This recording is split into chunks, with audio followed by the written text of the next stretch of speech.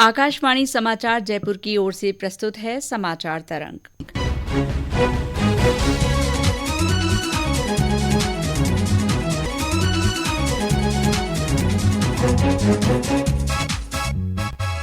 सभी श्रोताओं का समाचार तरंग के एक और अंक में मैं शीला चावला स्वागत करती हूँ। श्रोताओं, सितंबर का महीना यानी पोषण महीना, और हम हर बार की तरह आपके लिए पोषण संबंधी जानकारी लेकर आए हैं। और हमारी आज की मेहमान हैं आहार विशेषज्ञ सुरभि पारिक जी। सुरभि जी, आपका आकाशवाणी जयपुर के स्टूडियो में बहुत बहुत स्वागत है। नमस्कार सभी श्रोताओं को एंड थैंक यू शीला जी। आज के इस कार्यक्रम में न्यूज रूम से मेरा साथ दे रहे हैं मेरे सहयोगी आकाशवाणी के वरिष्ठ संवाददाता डॉक्टर जितेंद्र द्विवेदी। आपका भी स्वागत है।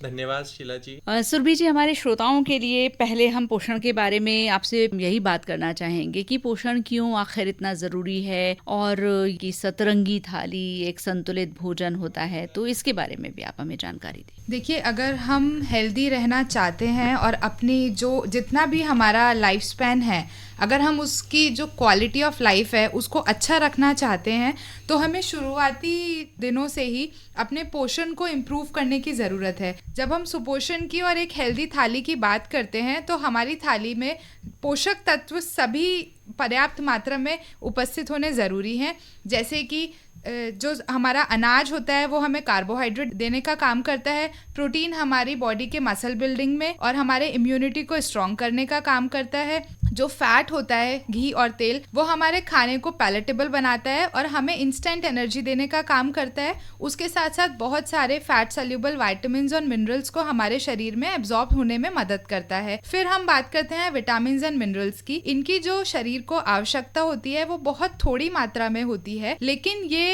शरीर में जाने बहुत ज्यादा जरूरी है। अगर हमारी डाइट में विटामिन्स और मिनरल्स नहीं होंगे तो हमारे शरीर में बहुत सारे पोषक तत्वों की कमी हो सकती है। फिर एक और जो इम्पॉर्टेंट चीज़ है वो है पानी, जल। हम कितना भी अच्छा न्यूट्रिशन ले लें, लेकिन अगर हमने पर्याप्त मात्रा में पानी की मात्रा रोज रूटीन में नहीं ली है तो वो जितने भी पोषक तत्व हैं वो हमारे शरीर के एक एक सेल टिश्यू को नहीं मिल पाएंगे। और साथ ही जितने भी हमारे शरीर में मेटाबॉलिज्म के बाद जो टॉक्सिन्स इकट्ठे हो रहे हैं को शरीर से निकालने में भी पानी का एक महत्वपूर्ण योगदान रहता है। तो ये जो 5 फूड ग्रुप्स होते हैं, अनाज, दालें, आपका फैट घी या तेल, फल एंड सब्जियां और पानी, इनका पर्याप्त मात्रा में आपके शरीर के आवश्यकता के अनुसार हमारे रोज की थाली में उपस्थित होना जरूरी है। अगर हम इसको पर्याप्त मात्रा में हमारी आवश्यकता के अनुसार ले रहे हैं तभी जाके हम अपने रोज के रूटीन के खाने को सुपोषित या एक बैलेंस्ड न्यूट्रिशन का नाम दे सकते हैं। सुरभि जी, गर्भवती महिलाएं अपने भोजन की किस तरह से देखभाल करें जिससे कि आगे चल के जब उनका बच्चा पैदा हो तो वो स्वस्थ शिशु उनकी गोद में रहे? शीला जी, मदर का पोषण ठीक होना बहुत ज्यादा जरूरी है, तभी जाके हम बच्चे को जेनेटिक वे में एक अच्छा पोषण और एक अच्छी हेल्थ को दे पाएंगे। तो जब हम गर्भावस्था की बात करते हैं तो उसको हम 3 भागों में डिवाइड करते हैं। पहला जो 3 महीने का पीरियड होता है उसमें हमारी पोषण की जो रिक्वायरमेंट होती है वो बहुत ज़्यादा बढ़ती नहीं है, लेकिन हमें एक बैलेंस्ड न्यूट्रिशन लेने की ज़रूरत होती है ताकि जो मदर की बॉडी है उसमें किसी भी प्रकार के किसी भी पोषक तत्व की कमी ना हो और अंदर जो भ्रूण का विकास हो रहा है वो प्रॉपर तरीके से हो पाए।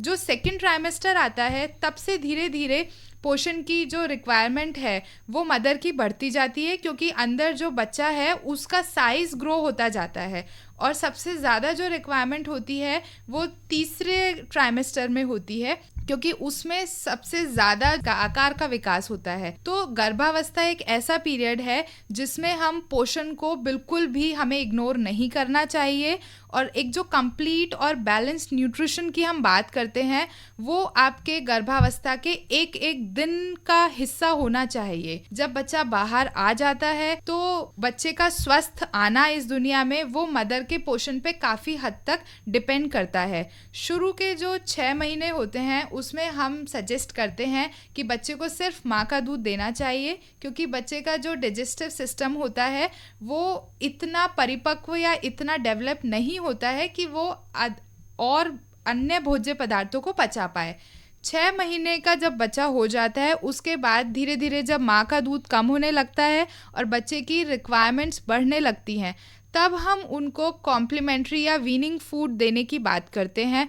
लेकिन हमारी सरकार भी ये चीज़ बोलती है कि जो शुरुआत के 2 साल होते हैं उसमें भोजन की या खाने पीने की जो भी हमने बच्चे की नींव रख दी, उसकी फूड हैबिट्स डेवलप कर दी, हेल्थ उसकी फ्यूचर की उसी पर डिपेंड करेगी। अगर हमने बच्चे को अच्छा खाना खिलाया है शुरुआत के 2 साल में, 6 महीने तो माँ का दूध हो गया, बचे हुए 1.5 साल में हमें बच्चे की डाइट पे बहुत ज़्यादा ध्यान देने की ज़रूरत है। WHO की गाइडलाइंस के अनुसार हमें कम घी तेल, कम नमक और कम चीनी बच्चे को इंट्रोड्यूस करनी चाहिए। अगर हम ऐसा करते हैं तो फ्यूचर में होने वाली जो लाइफस्टाइल डिजीजेज हैं जैसे कि हार्ट डिजीज, डायबिटीज, मोटापा, इनसे हम अपनी जनरेशन को काफी हद तक बचा सकते हैं। साथ ही जो बच्चे की थाली होनी चाहिए उसमें सारे पोषक तत्व, कार्बोहाइड्रेट, प्रोटीन्स, फैट, विटामिन और मिनरल्स, ये उसके शरीर और उम्र की आवश्यकता के अनुसार हमें देनी चाहिए। एक जो सबसे इम्पोर्टेंट बात है कि आज के ये भागा दौड़ी की जिंदगी में हम सब लोग बहुत ज्यादा प्रोसेस्ड और इंस्टेंट फूड पे डिपेंडेंट होते जा रहे हैं। मदर भी कामकाजी होती हैं तो उनके पास भी समय ज्यादा नहीं होता,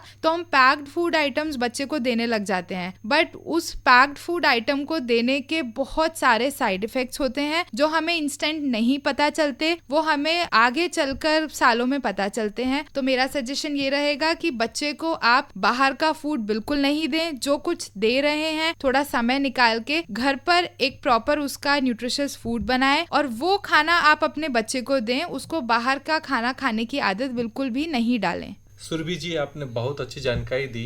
मोटापे के कारण कई सारी समस्याएं पैदा हो रही है, तो मोटापे को किस प्रकार नियंत्रित किया जा सकता है? जो ओवर ईटिंग है उसको किस प्रकार मैनेज किया जाए?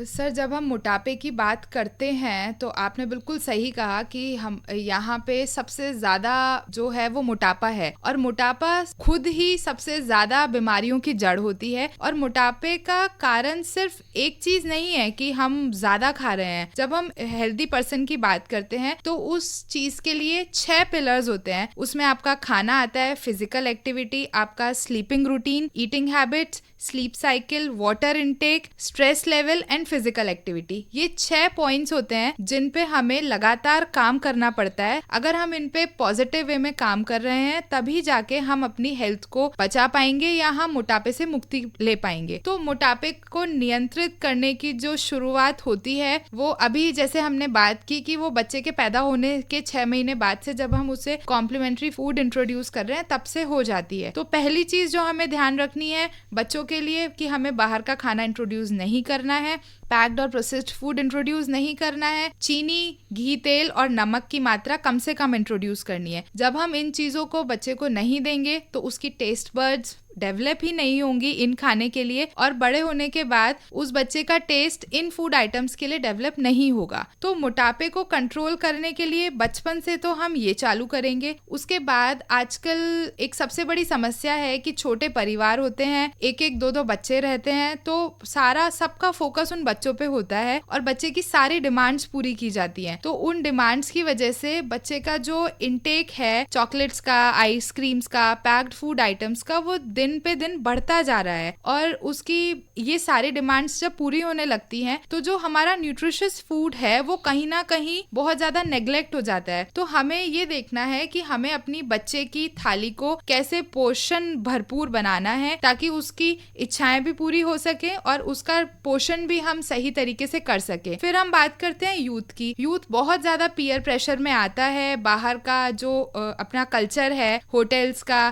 कैफेज का, वो बढ़ता जा रहा है। तो हमें अपने बच्चे में ऐसी फूड हैबिट्स डेवलप करनी है कि उसको बहुत ज्यादा बाहर का खाना पसंद ना आए, या वो अगर बाहर भी खा रहा है तो उसको ये पता होना चाहिए कि कौन सा फूड आइटम उसके लिए अच्छा है, हेल्दी है, और कौन सा फूड आइटम उसके लिए खराब है। तो बाहर जाके भी उसे एक माइंडफुल ईटिंग करनी है या एक वाइजली अपने फूड आइटम्स को चूज करना है। डाइट के साथ साथ फिजिकल एक्टिविटी को रूटीन में इनकॉर्पोरेट करना बहुत ज्यादा जरूरी है। 24 घंटे में से 1 घंटा घंटा हमें फिजिकल एक्टिविटी के लिए निकालना चाहिए। हमारा मोबाइल्स, गैजेट्स का या इलेक्ट्रॉनिक आइटम्स का यूज बहुत ज्यादा बढ़ रहा है, उसकी वजह से हम इनएक्टिव होते जा रहे हैं। ये भी मोटापे का एक बहुत बड़ा रीजन है। तो कभी भी अगर आपका वर्क फ्रॉम होम चल रहा है, कंप्यूटर लैपटॉप पे काम चल रहा है, तो 30 मिनट से ज्यादा हमें एक लंबे स्ट्रेच में नहीं बैठना है। हमारी जो डिपेंडेंसी है वो सर्वेंट्स पे बढ़ती जा रही है, वो ना करें, खुद का काम खुद करें, अपने लिए टाइम निकालें। अपना जो ब्रेकफास्ट, लंच और डिनर है उसका हमारा जो प्लेट है उसको एक न्यूट्रिशियस प्लेट बनाने की कोशिश करें। रेनबो कलर के फूड आइटम्स उसमें उपस्थित होने चाहिए और फिजिकली एक्टिव रहने के साथ साथ पानी का इंटेक भी पूरा रखें। अपने रूटीन में थोड़ा ब्रीदिंग एक्सरसाइजेज, योगा को ऐड करें। सुरभि जी, हम ये जानना चाहेंगे कि इन दिनों पूरे देश में चर्चा हो रही है कि मोटे अनाज को हमें पुनः अपनाना चाहिए।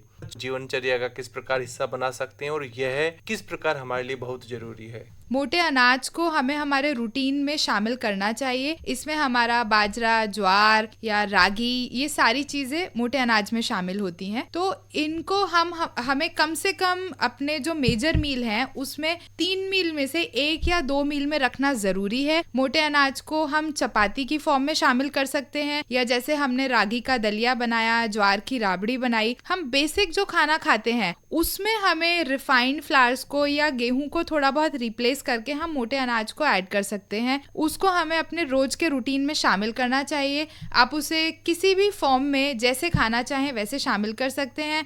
छोटे बच्चों के लिए हम सजेस्ट करते हैं कि रागी एक मोटा अनाज है, वो बहुत ज़्यादा हेल्थ बेनिफिट्स लेके आता है। सबसे रिचेस्ट सोर्स ऑफ कैल्शियम होता है, तो हमारी हड्डियों के लिए, बच्चों की हड्डियों और प्रॉपर ग्रोथ एंड डेवलपमेंट के लिए ज़रूरी होता है। इसमें जो ये काफ़ी हद तक हमारी डायबिटीज़ को कंट्रोल करने में भी मदद करता है। आजकल लोगों को गट रिलेटेड बहुत ज़्यादा समस्याएं आने लग गई हैं, गैस्ट्राइटिस, ब्लोटिंग, एसिडिटी या इंडाइजेशन की प्रॉब्लम्स होने लग गई है। अगर हम मोटे अनाज को अपनी डाइट में शामिल करते हैं तो काफ़ी हद तक हम इन प्रॉब्लम से भी छुटकारा पा सकते हैं। ब्लड शुगर लेवल्स को कंट्रोल करने में भी मदद करता है। एंटीऑक्सीडेंट रिच होने के कारण हमारी इम्यूनिटी को भी इम्प्रूव करता है। हमारी पॉकेट पे भी ज़्यादा भारी नहीं पड़ता है। सुरभि जी, डायबिटीज, ब्लड प्रेशर और थायराइड की समस्या है, साथ ही साथ आजकल मानसिक रोग भी बहुत सुनने में आ रहे हैं। तो ये सारी चीजों को हम किस तरह से खान पान के द्वारा मैनेज कर सकते हैं? देखिए, डायबिटीज है या मोटापा है या थायराइड है, ये सारी चीजें लाइफस्टाइल रिलेटेड डिजीजेज या तो खाने का इनमें बहुत बड़ा रोल होता है। डायबिटीज है, अगर आप खाने पे ध्यान नहीं देंगे